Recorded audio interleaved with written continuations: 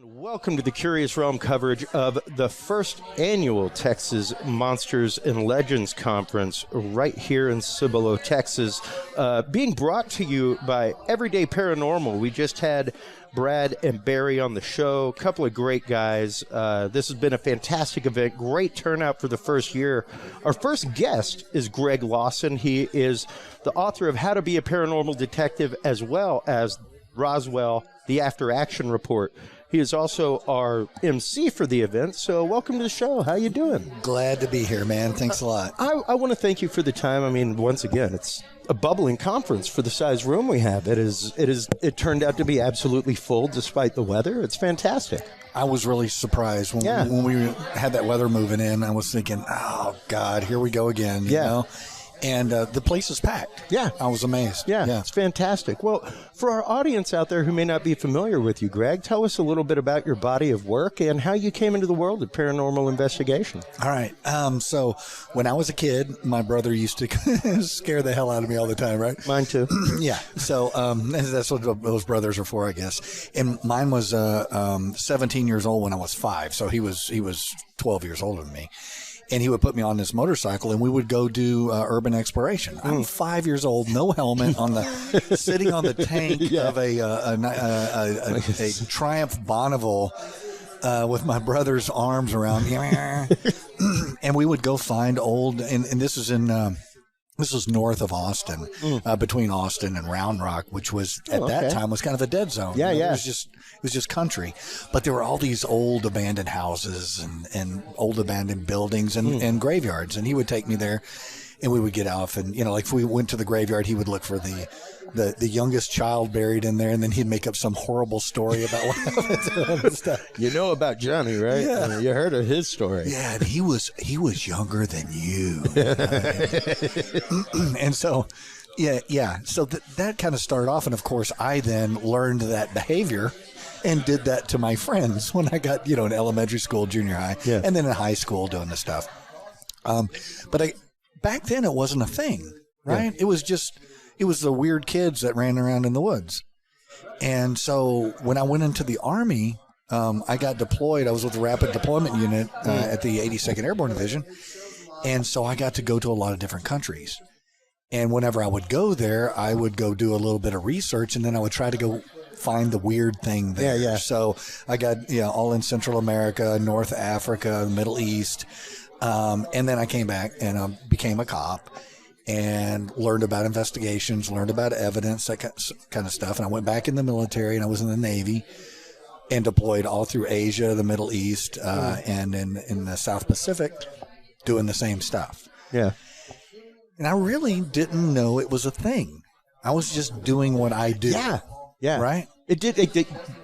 I'm a child of the 80s, born in 75, and even coming up in the 1990s, things like that, it was hard to find a paranormal investigation group. Right. They were not cropped out there the way they are now. No. There's so many groups now, you got a recorder, and you got a we're all walking around with the gear in our pocket now. Right. Used to be you had to have a whole backpack of stuff. Now we all have phones and cameras and microphones with us all the time. So that's what I did, and the thing that really kind of got me into the actual professional side of it, getting paid doing it, was I was in with the mental health unit as a cop. And in Texas, they have a thing called a mental health certification. Yeah. And if somebody's having an episode of some sort of crisis that they're having mentally, they'll call a mental health officer after the real cops get there, and then mental health officer goes over there and tries to work things out, get them some help. The amount of alien abductions, demonic possessions, and very spiritual kind of thing that I saw people going through. We average about 7 calls a day. Yeah. And I mean, each officer responds to 7 calls a day in the Austin area. Yeah. And do that for 2 years and see how much you have under your belt as far as getting interviews and investigations from people that are claiming to have these real experiences. And even as Ryan was saying in his presentation, even learning to vet somebody as they're talking to you and being able to see those subtle body languages and, you know, are they making this up? Is it something that genuinely happened to them? Right. And that's one of those things that when you're looking at that and you're evaluating somebody's behavior and their speech pattern and their body language, they might be thinking that they experienced it even and there's no indications that they're being deceptive at all. Yeah. And because you're never going to convince them that that didn't happen to them. Right. Like, I get prime example, one of the situations that happened to me that truly caused, for a little while, almost a crisis of faith, mainly because my church had no answer. And I was like, wait a minute, you're the Catholic Church. How do you not have an answer on this? You recovering Like, we Catholic? have a school, we have a school of exorcism, Jack. How do we not have a decision on this? So are you still Catholic? I still identify as Catholic. I'm no longer a practicing Catholic. I call myself a recovering Catholic. My God is my God. My experience, and that's just it. Like, I was called to the seminary, and I was called to the seminary by a moment of presence where I was in the presence of the divine. Like, nobody will ever tell me different. Nobody in that church, the priest 10 feet away from me while I was kneeling at the altar, did not have that experience. Right. Like, I talked with him. He didn't have that experience. Right. But he was the one that was like, Chris, you know, you may want to think about some service. And I started exploring it. And yeah, like, I guarantee you, if I hopped on a polygraph, it wouldn't nudge or budge, because that changed me, man. And that's one of those things, you know, I do a lot of lectures, I do a lot of workshops, and I have people say, hey, come in and do a workshop on deception, on, figuring out whether people are lying to you or not. And I'm like, I can't do that in an hour. No. That's years of conglomerate in the field, gut reaction, and learning to read those micro reactions on faces. And, And the point is like, if somebody is intentionally being deceptive, let's say a bar contacts a ghost group and says, hey, I want you to come in here and certify that my bar is haunted. Sure. There's a whole bunch of groups that will go do that. They will go in there and go, oh yeah, we had these EVPs, we had this experience, there's these orbs here, your place is haunted, and then they get to advertise as it's haunted. Yeah, absolutely. That's one of those things, like, all right, are they intentionally saying that this is a lie, or are they embellishing it, or are they just getting it wrong, or are they experiencing something that they're just not interpreting correctly, or is it something else? And because I always try to eliminate all the naturally occurring things that it could be, and whatever is missing is what you got. I don't have an applause button here, but I do in my studio, and normally that's where the applause would come in. Yeah, because I'm looking for what's missing. Yeah, well, and that's just it. Like, a lot of my audience is are what would be considered targeted individuals, people who suffer from Havana syndrome type effects long before Havana syndrome was ever diagnosed. Right. And I'm asked to come out because of my realm of expertise in audio, video, years of doing this stuff. I have all kinds of radio, RF scanning gear, things like that. Like, I can come in and tell you if you've got like 6G hitting your house, all kinds of things. But it freaks them out when the first thing I do is pull out my gas meter and a radon meter. There you go. And it's like, let's find out if maybe you're living over a fault line. Maybe you got a micro gas leak going on. Let's get rid of I bring out my lab grade, like, we could go in and start measuring tri-field meters. Like, here is a full-on Geiger counter.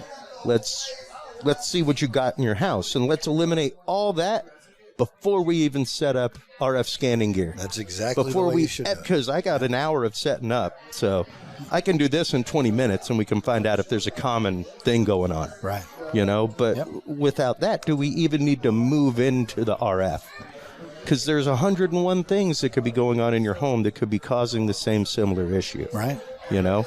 And you really do have to eliminate the obvious and then leave the anomalous. Yeah. What is that? Why is that happening? Yeah. How does your experience, especially as a law enforcement officer and investigator. How much of that experience do you lean on in your paranormal investigations? Probably about 90%. Wow. I mean, I'm beautiful. Everything from conducting the interview to a cross-examination to collecting evidence, different ways of collecting evidence, what evidence really is, because evidence has become a very loose word in the last 20 years or so. Let's explore that for a minute, because once again, because of my realm of experience, I tend to break a lot of hearts in social media groups, Greg. I can explain tricks of light and lenses and film and even digital artifacting. You know, the idea of like a lot of people get upset with MUFON because they will not accept your Ring video. Well, technically MUFON takes witness statements. Right. So just because you recorded a Ring doesn't mean you witnessed it. Right. Also, that Ring is a forever loop over one SD card. It's always recording over the same thing. Yeah. And when it's done, it stops, it goes back to the beginning and starts recording over. So, yeah, you could end up with some digital artifacting there. You could end up with maybe a quarter frame of the mailman delivering something, and all you see is a shadow. All kinds of stuff like that. Yeah. From very modern, high-tech, almost 4K quality equipment. But if you aren't using fresh cards on every expedition, zeros and ones can creep in. They sure can. They sure. And you know, I've even with EVP, Greg. I've had a really interesting conundrum as an audio engineer and circuit designer over many years, because the whole original concept of EVP was the fact that the ghost could manipulate the weak magnetic field of the record head. Yeah, and that is the artifact that was left. That's not a 1 and 0 assumption of the sound that happened in a room. No, it's not. The recorder is recording sounds that actually happen, not accidental things that affect a physical thing like a magnet. So people ask me all the time, what kind of equipment do you use? You know, what is they're all expensive. I'm sure you're not rolling reel to reel all night. Well, no, but I if you want to, you let me know. I have one. I do use analog and digital. Good. So I throw my analog and digital beside each other, and you know, it's amazing because digital will come up with all kinds of extra stuff. Yep. And everybody says, well, see, the digital works better. It collects more data. And I'm like, you're not understanding how this works. Yeah. And don't get me wrong. Maybe that's how the communication happens. I don't know. What is the spirit boxes? Well, the Panasonic 60, what is the one that sold for $35 in the 90s? Oh, yeah. Sell them for $3,000 now. Get them on eBay. Yeah, the ones that you can just pop a filter on and have infrared and all that. Holy cow, man! Some of the stuff that they're getting out of that is amazing. Yeah. And I have a $35 recorder, digital recorder, and it never picks up any of that stuff. And I'm like, okay, well, obviously the technology has gotten a lot better since the 90s. Buffering is way better. The sound compression is better. You aren't going to have nearly as much artifacting. And that's the thing. Like, a lot of people don't realize that there are DSPs, digital signal processors, inside of that digital device that were not there inside of an old palm quarter. Nope. That was just a microphone and a record head with a preamp.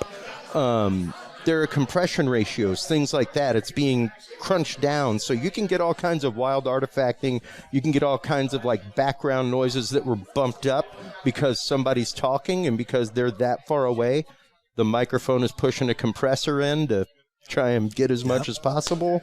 All kinds of stuff. So it's completely understandable. You know, you come up with theories of... okay, well, digital's better because it's more sensitive and it's able to allow the ghost to manipulate it, and it, you know, you can you can come up with a theory on anything that's happening when evidence isn't required. Yes. You know, if you say, well, what is this? And you can just go, okay, I can logically go, all right, the reason why digital is better is because the ghost can manipulate zeros and ones and can mask its voice in there. I need to look this up again. I apologize for even bringing it up, but it's worth talking about. I like the way that you were prefacing the fact that I don't have all the facts here. I don't. It's beautiful. But Dave Schrader did a thing with a guy when he was on Darkness Radio, and this guy had a recording that he said he took to a bunch of sound engineers and he took to professional linguists, and they're like, they can't make it's a language, but nobody knows what it is, and it says, "My baby, save it." Right? Now, I've just got to wonder if you can't identify the language. Yeah, you know. No offense, Dave Schrader. I haven't seen this evidence. No, this is Dave Schrader actually brought that up and was like, "This isn't what it is," because the guy's playing it. And it's like, no, it says good. When you play this backwards, it says, "My baby, save it," or something like that. Sure.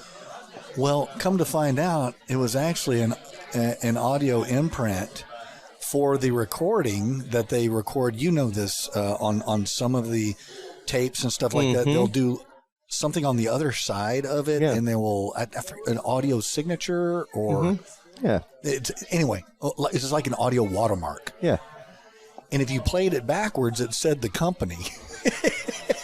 Nice. So, and this guy wrote he was on all the shows, and you know, there's talking all about it and everything. And Dave was like, well, play it backwards. It was like, DP audio demo. Yeah. That's what it said. You say it backwards, like, it's my baby, save it. Yeah. And hey, if you play the right part of Queen backward, you'll literally hear them say, "Start to smoke marijuana."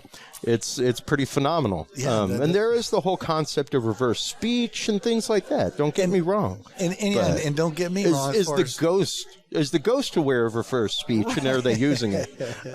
Is the question, and that's kind of the same thing that I ask when you want to research portals. Cool. Research Bigfoot. Okay. But now you got Bigfoot and a portal together. What part of the investigation do you start from to pinch or move that? Right. Like you normally would with an investigation. Sure. To funnel that data down. And I think that's kind of where, unfortunately, I think a lot of investigators, Greg, suffer from what a lot of people do with the modern day media.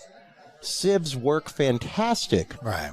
As long as they have the amount of data they're supposed to have in it. Once you start putting more in there, it's not going to filter properly. Right. You know, and I think a lot of people end up with a lot of data, and they don't know what to do with it. They don't know how to comb through it. And like you were saying earlier, the want of, I guess, self-confirmation, the want of confirmation of belief. Yep. Can sometimes push you to the point of dismissing the evidence in front of you. Yeah. I love watching cops work a canine when they got a police dog, and you watch them, and there are some let the dog do their work, and some of them will get the dog back on track. You know, it's like, no, boy, come on, it's not over there, come over here. Let the dog work. Let the dog do his work. And he's the hardest working one there. When you're trying to force your will into your investigation, that'll get you off track really bad. It needs to flow. I mean, obviously you need industry standards and best practices to do your investigation, but not try to force it in there. And I see it all the time in law enforcement where a detective will get a case. He'll take a quick look at it, or they'll step into a room, see stuff scattered around, blood, whatever, and they'll go, I know exactly what happened. Yeah. No, you don't. I've seen this before. No, you don't.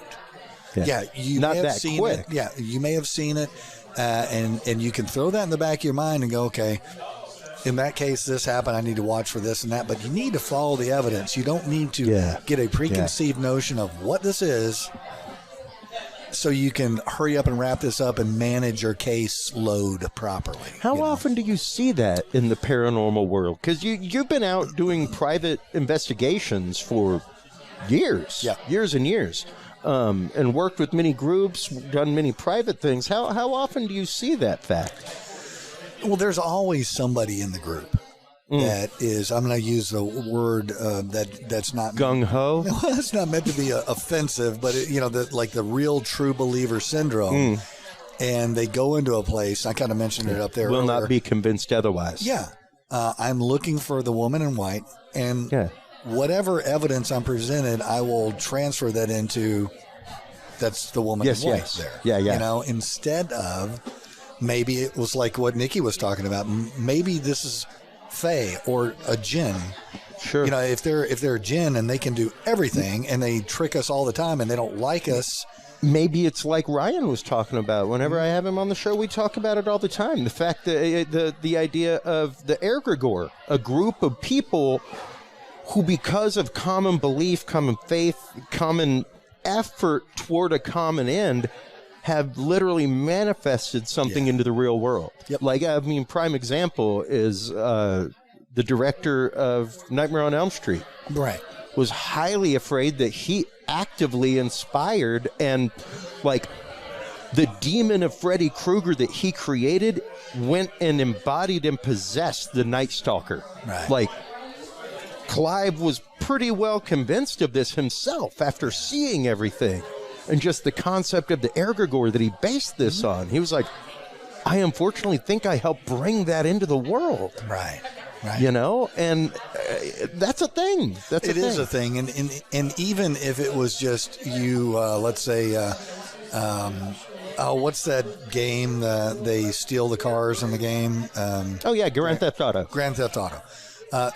This is a very simplistic GTA. way. Sorry, man. It is a very simplistic thing, but you create a game like that, and then a group of kids sees it and go, I want to really do this, and they go out and do it. That's exactly what just happened in Austin. Yep. With the street takeover. Sure. And literally the guy on social media was like, we're trying to be the new Fast and Furious out here. It's like, that's a movie. He's going to jail. Dude.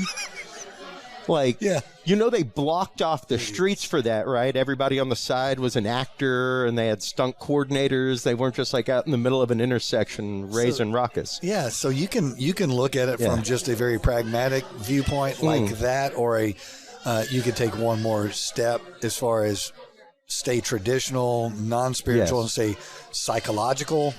Somebody's thinking or doing something psychologically all in their head, or maybe it's spiritual or whatever. That whole creation's weird. I think one of the beautiful things that you really bring to this from your world of law enforcement, Craig, is and what I try to do with my show. I try to tell people all the time, I won't have any discussion with anybody. I am all about the open debate. Without the exchange of ideas, humanity does not march forward. Right. So you gotta be willing to at least have the conversation and hear somebody out, not try to convince them of your paradigm. But I think what you bring to the table more than a lot of people is that tablespoon of salt, not a grain of salt, a tablespoon of salt and a true point of skepticism. I think that people in all of these communities, the word skeptic is just as dirty as conspiracy theorist. Yeah. Just as dirty. Because people get the wrong idea. I'm a skeptic. I'm a believer's believer. But I'm a skeptic, man, and I'm going to look at everything with skeptical eyes before I go to the point of evidence, before or to the point of belief. Right. I mean, and so many people are unwilling to accept the fact that the job of a skeptic is not to poo-poo everything and get rid of everything. It's to see all of the options and literally be of the mind of well, darn, that's new information. My mind has changed. Right. Are you familiar with a guy named Michael Shermer? Yes, I am. So Michael Shermer is not a skeptic. He was an editor of Skeptic magazine. He's an amazing dude. Yeah. Amazing dude. He is not a skeptic. He is absolutely a cynic. Yeah.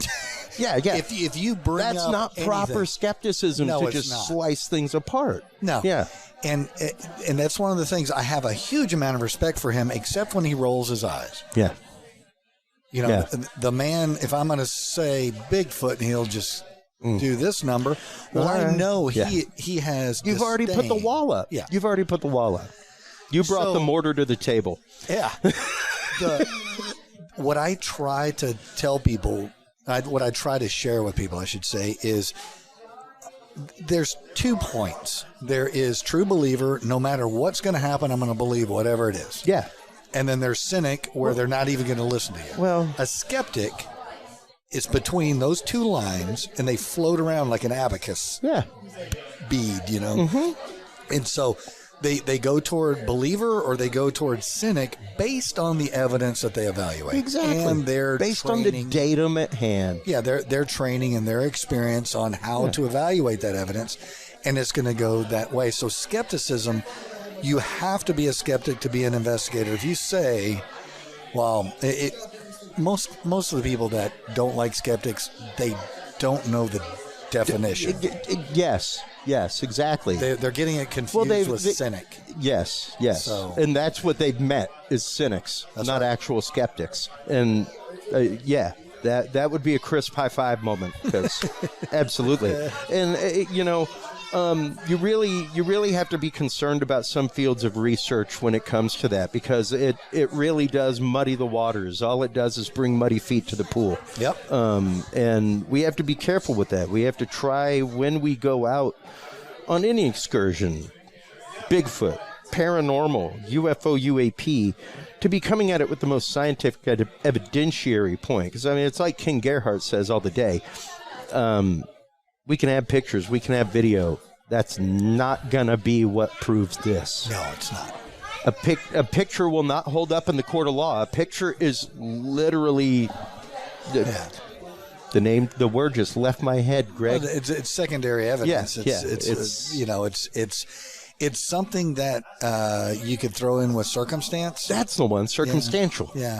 It's circumstantial. A lot of people get it confused. So if I take a picture of, let me give you an example. If I take a picture of a bag of weed and I weigh it, I have written evidence, documentary evidence of how much the bag of weed weighs. I have my report that describes the bag of weed. I have the picture that you can see what I supposedly was looking at when I took it. And then I take that bag of weed and I throw it away. And I charge you with possession of marijuana. Well, in court, they're going to want to see that. That sounds so familiar to me, Greg. I don't know why. It's okay. Man. I don't know why, later. Greg. We'll talk later. Thanks for the triggering moment.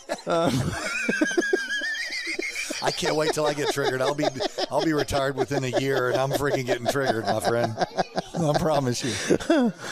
Yeah. But yeah, and that's just it. You know, you have to be really careful. It's like Ryan says on the show all the time whenever he's on. Correlation is not causation. That's right. It's correlation, and that's really interesting. And we can explore that as one of many windows, but we cannot make that the literal foundation. Somebody brought in a chupacabra of everything. Look at that little baby chupacabra. Look at him. He's awesome. Yeah.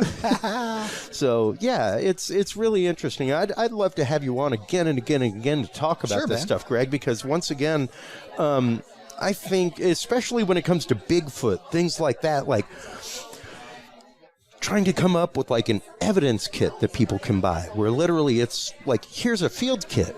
Proper swabs, things like that, right. You know, where it's like, you have to think about that kind of stuff. You have to make sure that what you're getting, like, sure, you could use cotton swabs off the shelf, but some dude named Johnny was throwing those into the pack. His DNA's on them. That's right. A hair hit it.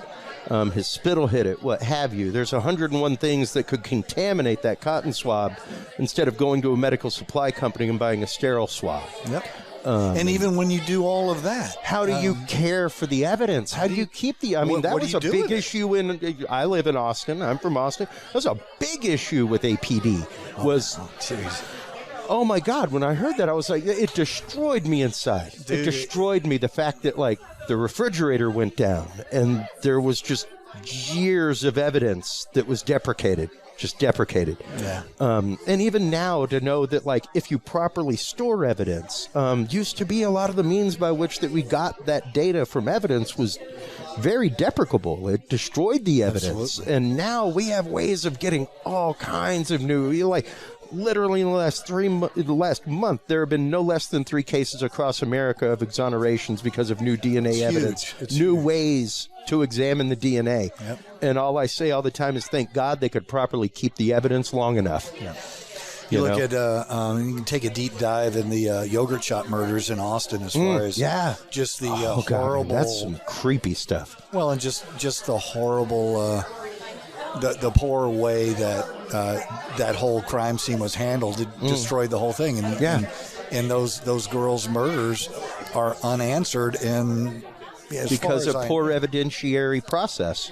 And it's and that was in the 90s. You know, that wasn't like it was back in the 1950s. Yeah. I mean, it was when we were learning keep everything because of DNA. We thought keep it all. We thought that we knew what we were doing. Yeah.